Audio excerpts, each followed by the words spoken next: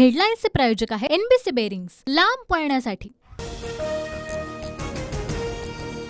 अजित पवारांचं काल आव्हान, आज थेट कोल्हेंच्या मतदारसंघामध्ये पाहणी दौरा। अमोल कोल्हेंना चॅलेंज दिल्यानंतर आज दादांकडून स्वतः विकास कामांची पाहणी।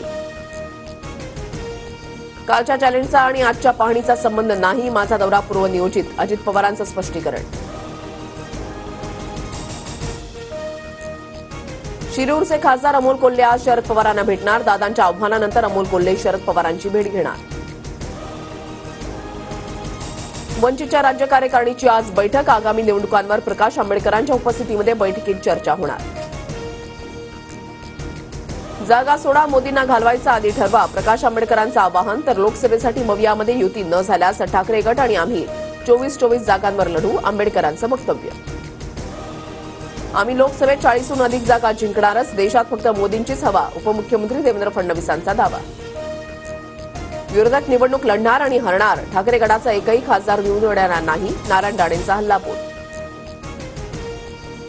सुनील देवधर यांची पुणे लोकसभेसाठी जोरदार तयारी, भाजपच्या जुन्या कार्यकर्त्यांची घेतली बैठक, येत्या 2 महिन्यामध्ये पुण्यात शक्तीप्रदर्शन करणार।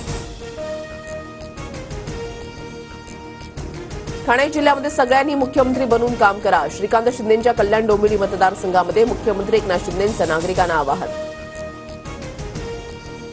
एकमेकांवरच्या टीकेला फुल स्टॉप द्या, छगन भुजबळांवरील टीकेवरून गिरीश महाजनांचं जरांगेंना आवाहन।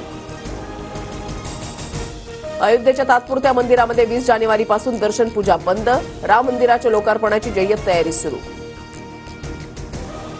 कोल्हापूरच्या श्री क्षेत्रात नृसिंहवाडीमध्ये दत्त जयंतीचा मोठा उत्साह, हजारो भाविकांची दर्शनासाठी गर्दी, भाविकांच्या अलोट गर्दीनं कृष्णा काठ फुलला।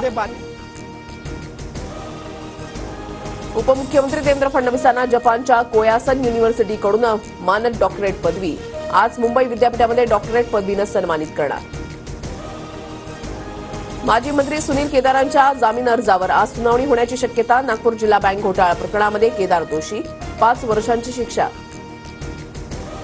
सलीम कुत्ता प्रकरणामध्ये बडगुजरांची आज नाशिक पोलिसांकडून चौकशी, सुधाकर बडगुजर आपल्या वकिलांसोबत चौकशीला हजर राहणार। राज्यात कोरोनाबाधितांची संख्या 168 वर, JN1 व्हेरियंटचे ठाण्यामध्ये 5, पुण्यात 3 आणि सिंधुदुर्गमध्ये 1 रुग्ण।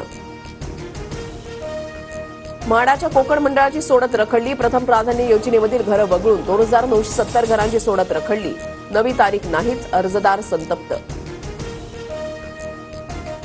हेडलाईन्सचे प्रायोजक आहे एनबीसी बेरिंग्स, लांब पळण्यासाठी।